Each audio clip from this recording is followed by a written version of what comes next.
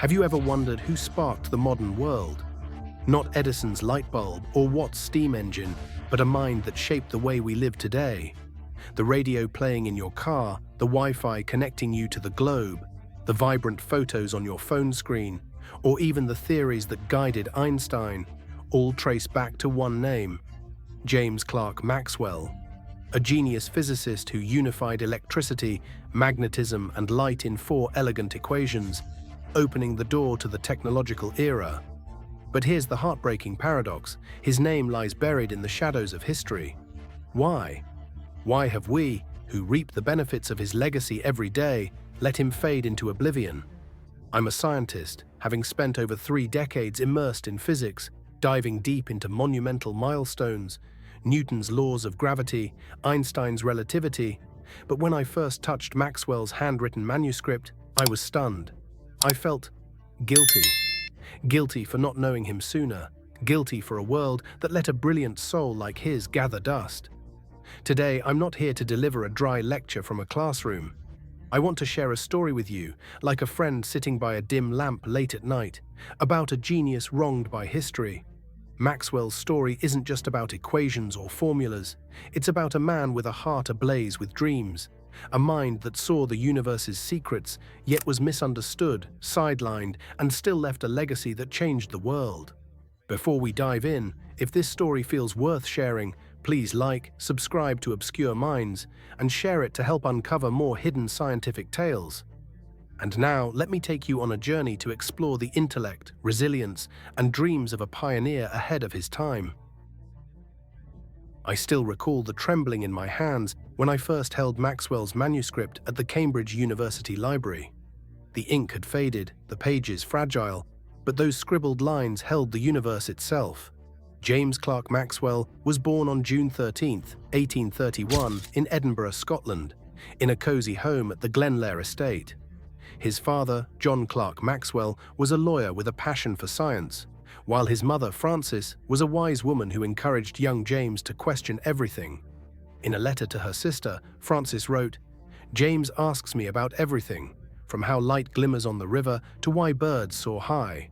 That curiosity, like a tiny flame, shaped his entire life. At just 8 years old, tragedy struck. His mother died of abdominal cancer. Young James, with a tender heart, learned to face loss early.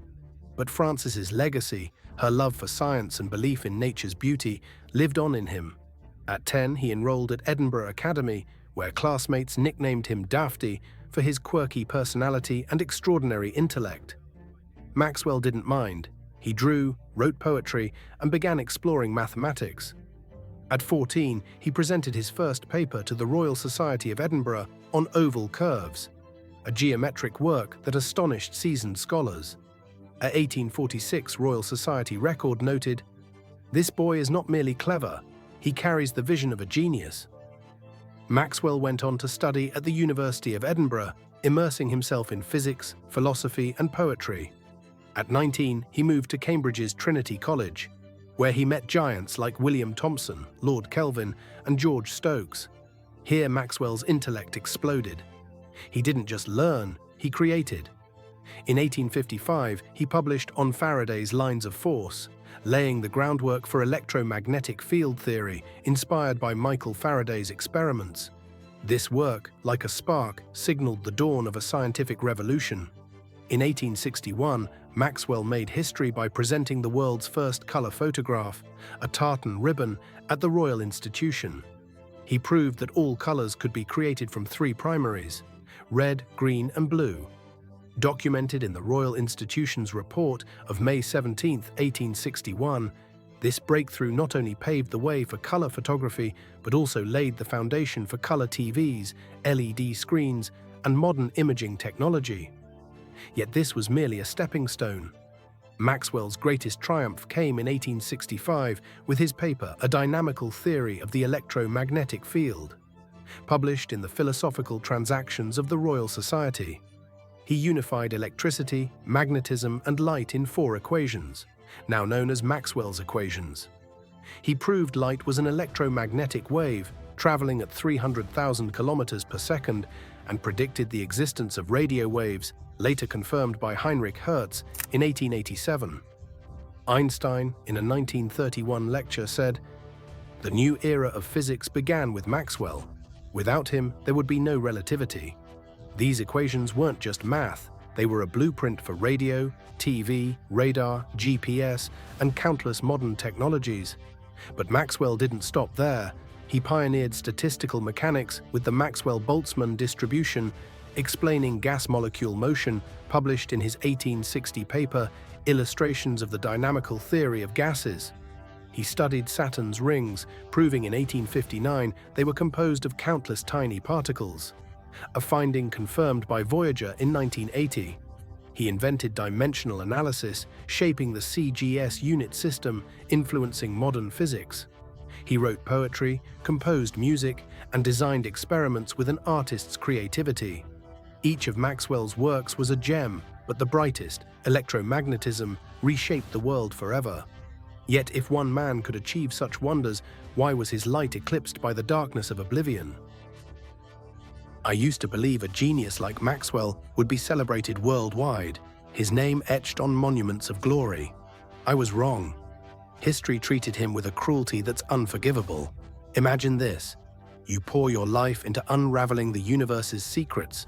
You see horizons no one dares dream of. But the world turns its back, calls you a fanciful dreamer, mocks your vision, and casts you into lonely shadows. That's what Maxwell endured. This story doesn't just sadden me, it enrages me. And I believe when you hear it, you'll feel the same fire in your heart. In 1856, at just 25, Maxwell became a physics professor at Marischal College, Aberdeen. Young, brilliant, and full of zeal, he was also naive.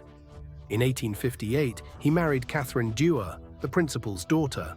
His letters to Catherine, preserved by the James Clerk Maxwell Foundation, overflow with love and hope. "You are my light, no matter how dark the world becomes." But this joy couldn't shield him from professional storms. In 1860, when Marischal College merged with King's College, Maxwell was fired, not for incompetence, but simply for being the youngest.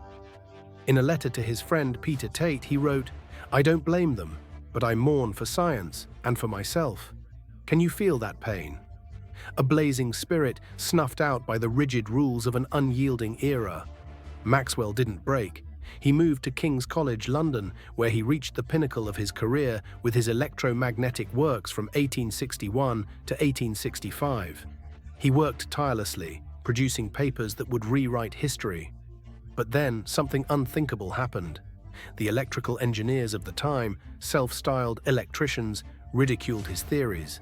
They scoffed, "Electromagnetic fields? Waves? Just meaningless numbers on paper." A 1862 review in the Electrician magazine called Maxwell's equations fanciful mathematics, devoid of practical use. Even Michael Faraday, whom Maxwell revered like a father, struggled to grasp his ideas, though he always respected him. Imagine that feeling. You give your heart and mind to a cause only to be seen as a madman. I can't help but wonder, how did Maxwell endure such scorn? In 1865, exhausted by misunderstanding, Maxwell resigned from King's College. He retreated to Glenlair, living like a forgotten sage in seclusion.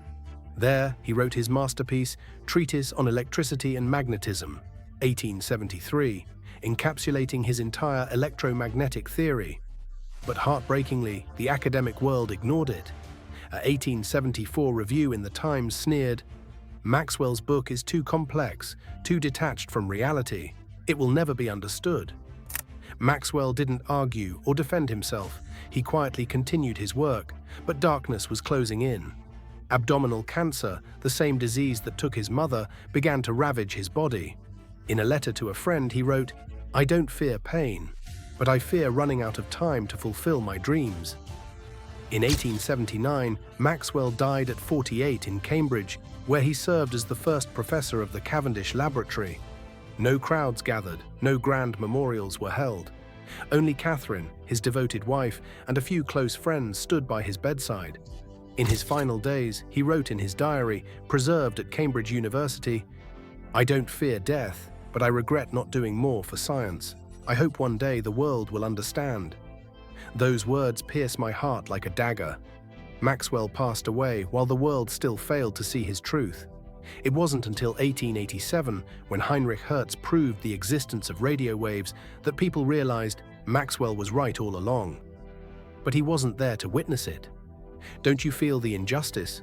A genius who lit the path to the future died in obscurity without a single word of recognition. But this isn't the end. Though the world turned its back, Maxwell never surrendered. And it's his unbreakable resilience, like a flame that refuses to be extinguished, that leaves me, and I hope you, in awe. In Glenlair, amidst solitude, he continued writing, teaching, and researching. He held free lectures for workers in Aberdeen, sharing science with a passion that never waned. One of his students, James Gordon, wrote in his 1880 memoir, "Maxwell taught us not just physics, but how to live, with resilience, humility, and unwavering belief in truth." Despite cancer's torment, he completed the treatise, a work that became the Bible of modern physics. In his final months, he wrote letters to colleagues urging them to keep exploring. A 1878th letter to Lord Rayleigh reads, "Never stop searching. The universe still holds countless secrets for you." That resilience, like a mountain standing firm against a storm, fills me with profound admiration. Maxwell wasn't just a scientist, he was a symbol of perseverance, of unshakable faith in truth, no matter how the world denied him. He teaches us that even when forgotten, you can leave an eternal mark. And it's that unyielding flame that ignited his legacy, leading us to the next chapter of his story. Today, every time you turn on the radio, connect to Wi-Fi, or admire a color photo on your phone, you're touching James Clerk Maxwell's legacy. But his legacy isn't just in the devices we use. It's proof of the power of a mind ahead of its time, a soul bold enough to dream what the world wasn't ready to embrace. Albert Einstein, in a 1931 speech at the University of Berlin, said, "The transformation of physical reality brought by Maxwell was the most profound since Newton." Maxwell's equations didn't just underpin Einstein's special relativity, they inspired Max Planck's quantum theory and Richard Feynman's field theory. But what keeps me curious is this: what was Maxwell thinking as he penned those equations? In an 1864 letter to his friend Peter Tate, he wrote, "I feel as if I'm touching the foundation of the cosmos, as if God is whispering to me through numbers." Did he know he was reshaping the world? Today, Maxwell is honored with a statue in Edinburgh, unveiled in 2008, but it took over a century for the world to recognize him. His name appears in textbooks, yet few recount the years he was mocked and forgotten. I wonder how many other geniuses are history overlooking? How many brilliant ideas are buried simply because they're too far ahead of their time? Maxwell wasn't just a scientist, he was a poet, a thinker who believed science was a path to touch the beauty of creation. He left us not only equations, but a lesson. Never let prejudice snuff out grand dreams. Never let the world's indifference stop you from seeking truth.